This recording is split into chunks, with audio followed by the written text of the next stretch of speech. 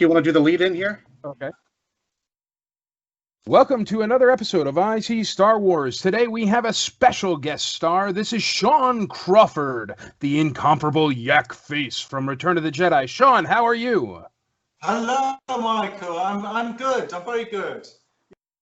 What is it? 2 o'clock in the afternoon where you are, and it's 8 o'clock here. Yeah, So 2 p.m. yeah, I've just had some dinner and chilling out now. And how nice to see you.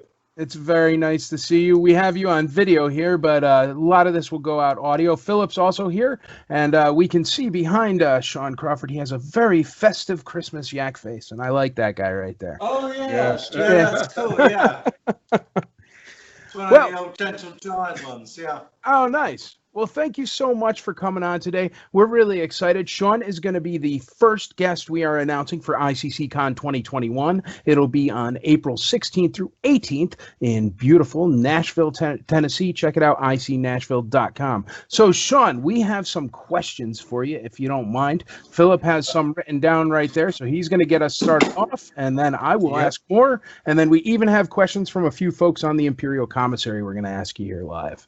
That's right. Okay, that's a lot of trouble. Yep. Perfect. So first question, Mr. Crawford, is what are you looking forward to most about joining us again in 2021?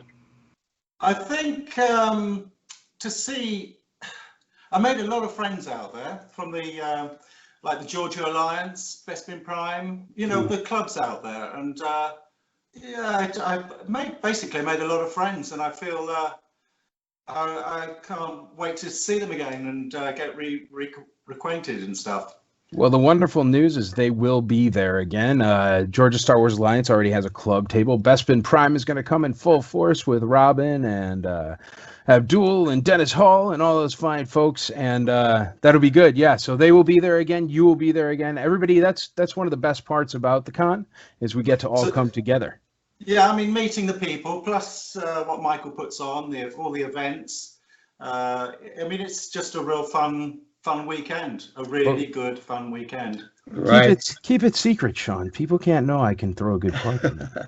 Or else I'll have to plan baby showers all year, man. Exactly.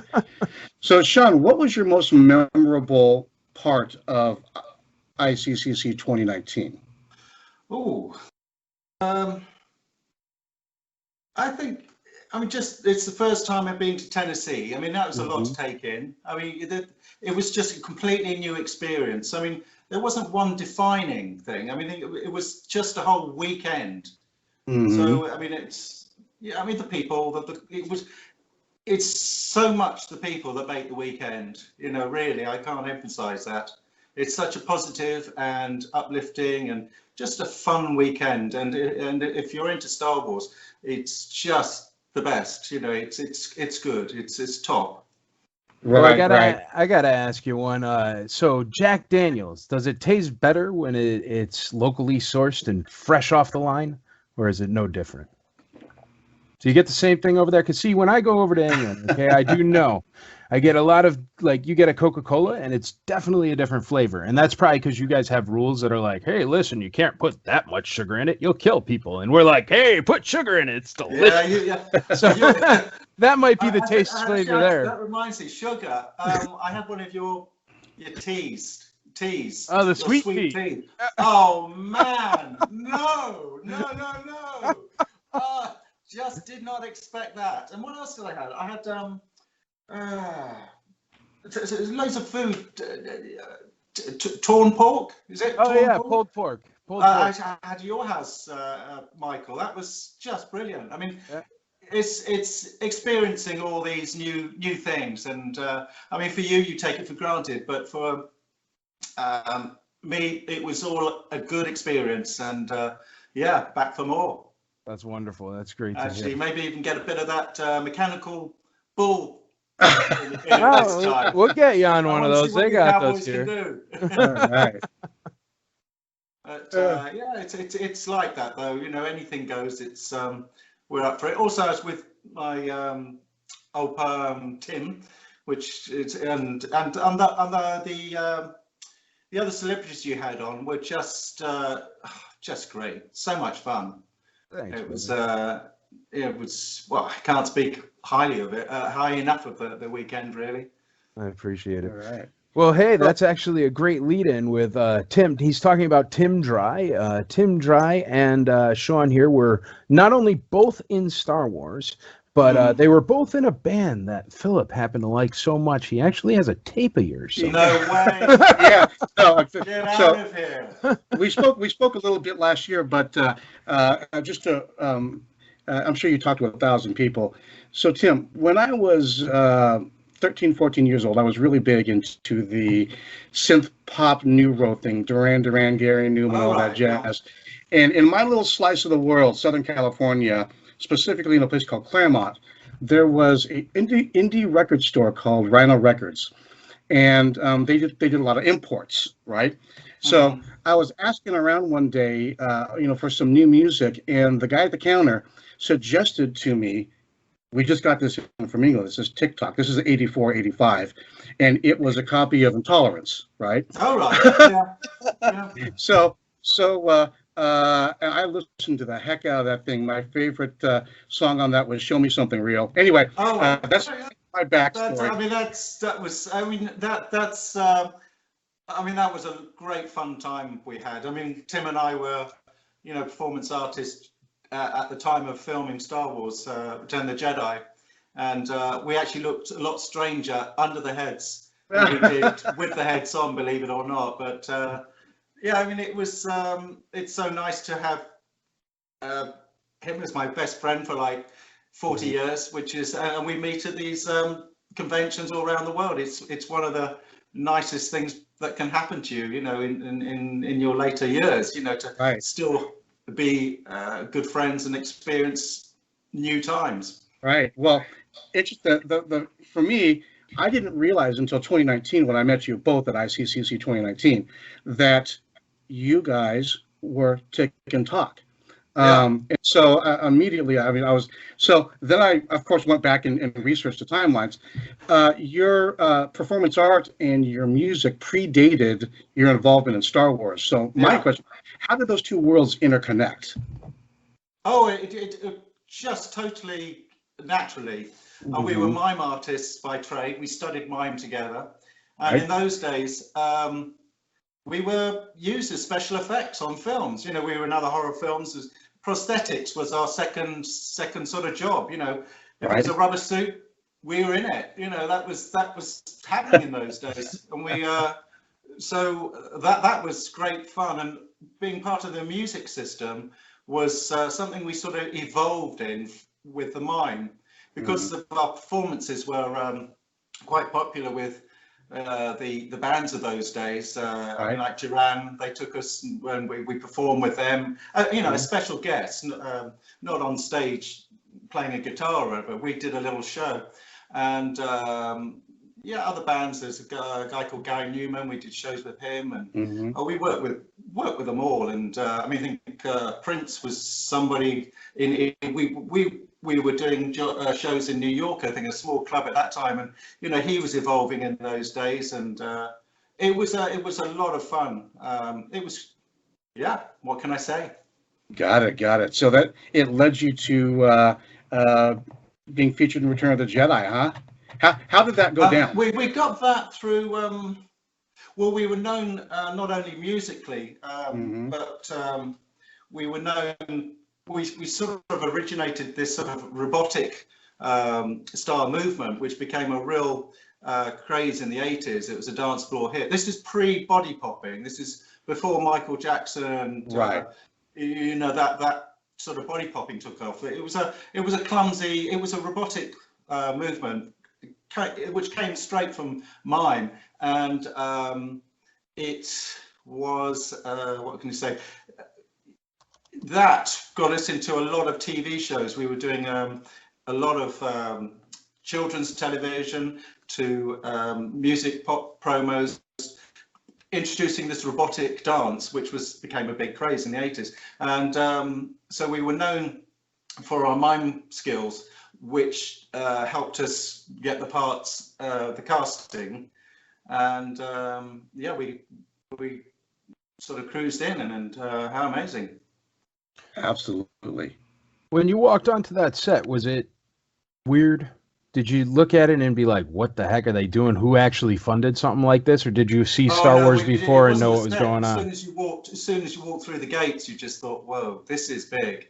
You Ah, could see, I think we were working on a small budget oh no, we worked on that afterwards. But this was the first big budget film we'd ever been on. And you could see millions of pounds there. It was like, everything was like on such a big scale. You had trucks with stuff on and just loads and loads of people. It wasn't like one lighting guy. This was rigs and just studios, and you could just see the immense size of this production. And then the detail. I mean, we didn't see the set for some time. We had first we were introduced to the actual heads, the characters we're going to be, and I was presented with Yakface, and Tim was he was Whippet, and you have your wardrobe, you get your heads, and then you get your wardrobe test to make sure everything works, and then I think it was like 2 days later we were introduced to the set, and when you walk in, it was. Yeah, again, it was just breathtaking. The detail was just amazing, and it was lovely because you had time to sort of take it all in. And I mean, throughout the filming, there was they were long days, but so you could see. So you had front row seats at this amazing event. And, so you got to watch other scenes getting filmed? yeah, and also That's cool, man. It was yeah, I mean, we could just walk around and see the other sets as well. It was, when they were building the Ewok village, and it was just to see the height of just go on the actual into the studios and sets was just amazing. It was brilliant. It's actually it's quite nice, giving me a little bit of flashback time, 'cause, Nice. Well, no, that's I could only imagine, man. I would love to just see something like that. I guess what we have now is we have that Disney the Galaxy's Edge thing, but it can't compare to what the movie sets looked like. It was just the size of the sets. Yeah, I mean, I can't even imagine. And the reality, I mean, because it wasn't just like a flat theatre, it was a back screen or whatever. They were 3D, walls were removed, and you took a shot from that angle, or see everything was real. It was brilliant, and no CGI in those days. Right. Well, actually, there was what's this? A lighting. I remember one effect came in. It was never used. There was so much that was filmed that was never used. I mean, Yakface actually had a scene that was filmed. That was a whole. I had an argument with reuse, and there's a Barney, and it was quite a humorous bit, but it was taken out because I mean, realistically, Yakface wasn't an animated head, like Admiral Akbar. He had cables in the mouths and eyes, and he was an animated head. And so with the conversation between Yak and Reuse, there was very little animation, no lip movement, and Yak was actually, I don't know how much you can see of me, but yeah, Yak was basically up. My head was through the neck, and my vision was well, it was like looking through a cent piece or something in the neck. So, but that was really my air input and my vision. My vision was like 5%, absolutely nil. Wow. It was, but hey, it was a lot of fun. So yeah, that was I believe that was cut out because, well, it just didn't make it. It was the idea was good, but when you look back at the rushes, it didn't make it, which is fair enough. Yeah. I think I have one of you right here. That's what I'm looking for. I think I have a Yak. Yep. There we go. I got one of you right there. Oh, you can't see it because of my background. Here, I'll shut off my silly background. Half. All right. Yeah, I mean, he's. I mean, as you know, he's a. I mean, I didn't. There was a bit of a funny thing because I had no idea. I did the filming and went on in life because I mean it was crazy in those days, and I think we went to Japan after that, or we were there, and everywhere. And I had no idea that I did the film, and of course you only saw films in those days when they're at the cinema. This is pre-videos, so I had actually seen the part that I was in, the actual with the Yakface in it, the with the scene in, and which was never seen in on the screens afterwards, and so I presumed it was in there all times, and it wasn't till about, it was probably 2 years later or something. I think Tim and I were in Oxford Street, which is the main shopping thing, and we had some time on our hands, and we thought we'd go into this little cinema because it had to be re-shown. It wasn't like on the main event, and we went in there and to see Star Wars, and the scene wasn't there, and I thought, oh, that's odd. Must have been shorter than I thought it was, but anyway, I thought, oh, I must have missed it, and then I think it was much later again. I saw it again, and it wasn't there, and I thought, oh, well, maybe it wasn't on there. I'd imagined it. I mean, so much was going on in those days, and then the video came out, and it was definitely not on there. So I thought, oh, okay. And then I think it was a DVD came out a lot later, and there were stills from this scene, and I thought, no, I didn't imagine it. It did actually happen. I mean, there was a lot of years in between here, but that really did confuse me a bit. But anyhow, but as I said, I went on, did the filming, and went on, and I had no idea about the figures, and the old Yakface figure. I mean, golly, I would have bought a heap of them, get them out, because what are they, £1.59 or 58 or something like that. I mean, I would have bought a big box and given my brother, my sister, friends. Oh, missed out big time there. You had your own action figure. Oh, I had no idea. And then, but then, of course, when I did realise they were out, it took about a year to try and get one, because there wasn't the internet, and sort of. But I managed to get one at some convention in Birmingham. I wish I took the guy's name, the vendor, because I mean he gave me a good discount as well. It was. But I was so pleased when I got one, and in fact that's why I made that Yakface owners club. That's right. Because I was just so chuffed to get one. I felt special, and I sort of understand where collectors come from, and because I hadn't been a collector. I'm now a focused Yakface collector, and I get so many things now. I'm up there in it. Love it. In fact, the other day, I don't know if it's one of your guys. Have you seen the Joseph Chambers? Yeah, Joe Chambers. That's right. Yeah. I mean, he's a friend of mine, and he's a good guy. He's one of the admins of the Imperial Commissary. Really good dude. He's such a so chuffed when I got that, and I love little customs as well. They've sort of the artwork on it. I mean, that got me again to get into it and do my own stuff. There's a whole creative world. Sorry, I'm rabbiting on. No, okay. You're all right.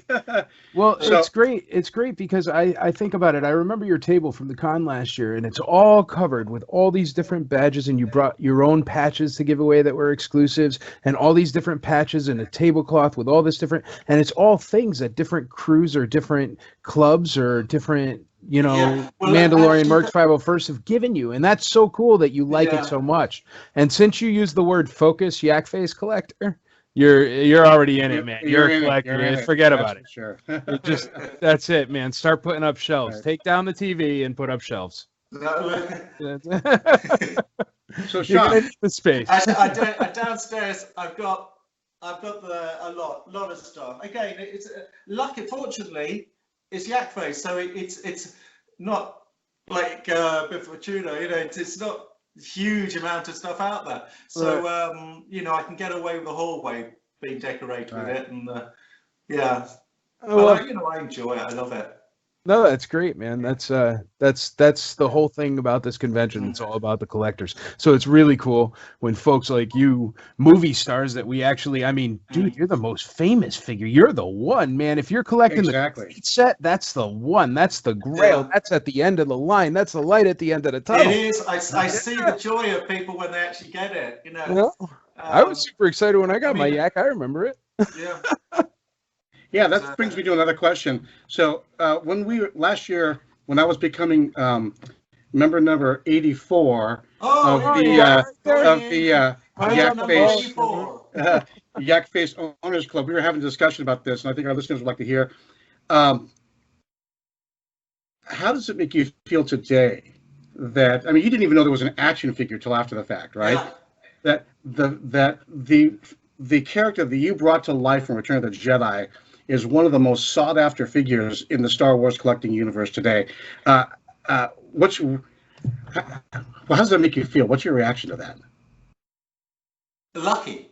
Really. You know, just lucky, really.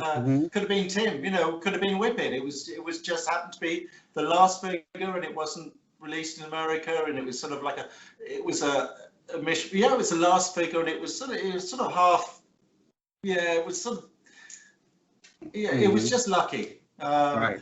But knowing how hard it is, and the joy it is to people that actually achieve to get one, and you know, to find a loose one on a in the wild, you know, I mean, that's just bingo, and you see it, and you know, because you know, I mean, I have my own little yak Facebook where people tell me the stories, you know, where the house is burnt or something, but the yak survived, you know, and it just sort of, it's quite a personal figure, I find, with a lot of people. We'll also link Sean's group below the podcast if you guys want to check that out on the page. Yeah. But that way they'll find your group. So if you have a Yakface, or if you're looking for a Yakface, you can join the Yakface group. But yeah, no, it's awesome, man, and it's awesome to get that feeling. I remember when I was little, we had this place. It was called My Mother Threw Mine Away in Torrington, Connecticut, and there was a Yakface. And now, first thing, we saw the Yakface up in the corner. It was just a loose Yakface. And first thing is we said, no way, that's a real figure. We don't believe it, because we were collectors way back in the day when we were little. Yeah. And no way, we don't believe it. So finally, you know, you look in the back of toll marts and stuff like that, and you talk to people and you find it, and you're like, okay, it is real. So it happens to be in this little store in Torrington, Connecticut. And this is, as you said, before internet. So, I mean, it was hard enough to get Parmesan cheese in Torrington, Connecticut, let alone a Yakface. And so it's sitting there, and I'm saving my money, mowing lawns, you know, and you used to get $10, you mow a lawn, and I mean a good sized lawn. And this was $100 item way back then. It was $100. And I never got enough money together to get it, because you're a little kid and it's impossibly hard to save $100. And I never got it, and I never got my actual first Yakface until about 7 years ago. And that was the last one to complete my complete set, because I never had a complete set. I was a normal kid that, you know, got 12 snow troopers and 15 of these other guys, but nobody bought Lobot. Yeah. No. So, man, Yakface, I love Yakface, and it was a figure that not only gave me a lot of the spark that I have for my collecting, but it also showed me that we were the biggest Star Wars collecting nerds in the state way back in the day when we were little, and we didn't know about it. So it really shows you that you never know everything, and always research. So I love that. That's what keeps the dream. It was on a poster, I think. Then you suddenly realize, I think it was one of the big 92 posters or something, and that's where it first was sort of like registered that there was one. Right. I think that's because obviously it wasn't in the shops or anything like that, but I think it was. Well, see, I'm always learning about it, to be honest. There used to be the Toll Mart's price guide. I don't know if you remember Toll Mart's price guide. And in there, they started to have prices for it, and it was listed as Yakface. There was no picture, but that made it a thing. And then you look up who Yakface is, and you know. But we were the kids with all the books and all the trivia, and that's all we did. So, but yeah, no, it's really cool, and it's really cool to talk to you. And you were such a nice guy, and you were so cool with all the attendance and everything. No, seriously, Sean, that's why I wanted you. I mean, I even told you when I called you back, I said, you know what, I need you to come next year, man, because it's just, Too many people are asking for you. No joke. Oh, man, Everybody loves you, man. It's a big deal. that's so nice. You're a kind person. I'll be bringing lots of goodies. I'll have Uh-oh. my wag and all that business. No, I'll be designing some good stuff for you. So make it, make it special, like it should be. Nice. And, Well, All right. I you know actually, what? We all need it. yes. We need it, and it'll be. Yeah, we're so looking forward to it. Yeah. Well done, I'm Michael. excited too, brother. We're all excited. I'm going to go over to the questions on the Imperial Commissary for you that some of the members have asked you. So let's dive into those, and then we'll let you go. I'm sorry we're keeping you so long, Sean. No. I'm all right, for the cool, day. because it's super fun. Mhm. Tom Watson asks, has he ever seen a Yakface tattoo or something that blew him away that he would not expect a fan to do with his background extra character? Have you seen a face tattoo? I've not seen a Yakface tattoo. I must admit, again, at conventions, you do get these amazing artists and tattoo artists, and I have been tempted. I have a tattoo myself, but a little cartoon sort of illustration, but yeah. Do you want a Yakface tattoo? You want a Yakface tattoo? You want one? Because I'll get you one, man. I'll pay for it when you come to iCCCon. We have a really nice tattoo artist section. Those guys from Golden Yeti, we'll slap one on you, brother. Or I'll tell you what, anybody out there in Radio Land that wants to show Sean Crawford a Yakface tattoo or get a Yakface tattoo on site at the con, I will refund the price of your ticket even if you buy a VIP. How's that? We're going to get you a Yakface tattoo. Wouldn't that be a trip? But I mean, I have seen some top ones, which is nice. And I had spikes on there. They're quite, again, it's not like it's more of a cartoon illustration, because I had quite a wacky look in those days. Let's put it that way. Next question, James Mitchell. How does it feel to be part of such an iconic movie like Star Wars? And does it feel like to see your character in an action figure? Well, we covered that one. Yeah. So we'll move on. That's all right. We should ask the people's questions first. What do I know about doing this? CC Reagan. How many licks does it take to get funny? Those are Tootsie Roll people. Like, it's a joke. Next one. When did you realize your tiny role became a legend with the action figure? When did you realize that, actually? That's a good question. I think it was like... That's Picolo's. I was hunted down by a Star Wars autograph collector who, in fact, he phoned... It was... I can't remember the story. Tim remembers much better. But he phoned me. He thought there was a casting agency called CRAWFORD's, and he contacted them thinking it was me, and he asked if I would do some autographs, and they didn't know me, but they knew Tim because he was on their casting list. So CRAWFORD's had Tim on their casting. Tim, they sort of put two and two together, but they sort of phoned me or got a letter to me saying somebody wants to get in contact with you. So I sort of agreed to meet up, and I said, oh, actually, I know another guy that was in Star Wars as well, and that was Tim. I said, yeah, we'll meet up. Well, let's meet up at a pub down the road, and come along. And he turned up, and with another guy, I forget his name, but he sort of had this whole bag of photographs and posters, and we were just thinking, well, he had like 5 or something like that, but he sort of rolled them all out, and we were sort of quite amazed. And then he said, thank you so much, and we had drinks and just a really nice time.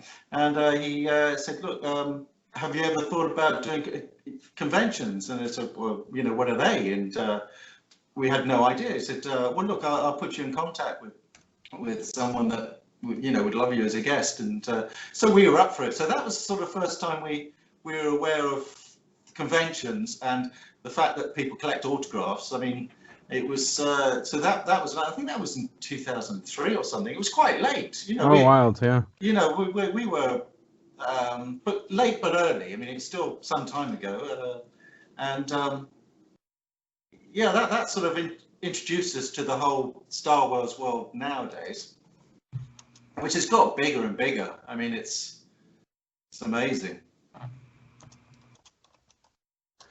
All right. Right. Well, perfect. The next question, let me see. Are you surprised? 1 second.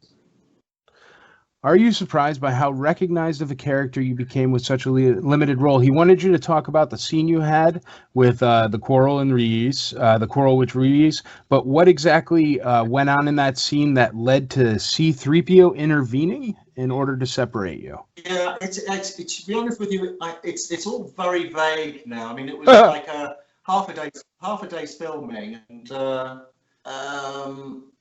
I wish I could remember. I mean, it was so much easier if it was actually shut. If it was there, you can remember it. It refreshes you. But it was. I just remember like it was just like I was sitting down, and then Reese was sort of having an argument with me, and I think C-3PO was translating it to Jabba, and Salacious was whipping in with some sort of humorous sort of comments, you know, nagging us, and he was raising up the tempo. I mean, it was a sort of like a light comedy sketch, really. I mean, it was uplifting. It wasn't down, and I think I sort of like took a slug at Reuse and missed him, and C-3PO but fell over, and it was a little bit of madness, and it's just to get more of the creatures in. I think there was loads of, you know, it was actually a big creature shot because there were a lot in there. But I think that again, that was a bit of a downfall because there was bad continuity in it as well. You know, I think there were people, right, because it was, say, there was a lot of background artists in it, and there was a lot of movement, and so. Yeah, I mean, people notice the smallest thing, and I think there must have been a lot of bad things in that. So, yes, I mean, I was blind when I was doing it, so you couldn't see anything. But yes, I mean, it would have. It was a shame because I think there was a good shot of all the creatures in it. It really was. I've actually seen the clips before, and there's tons of creatures. A lot more than you would think were in Jabba's sail barge. Well, that's it for the member questions. I just put it up when we started recording to see if we could get a couple questions. So we did get a few, which is wonderful.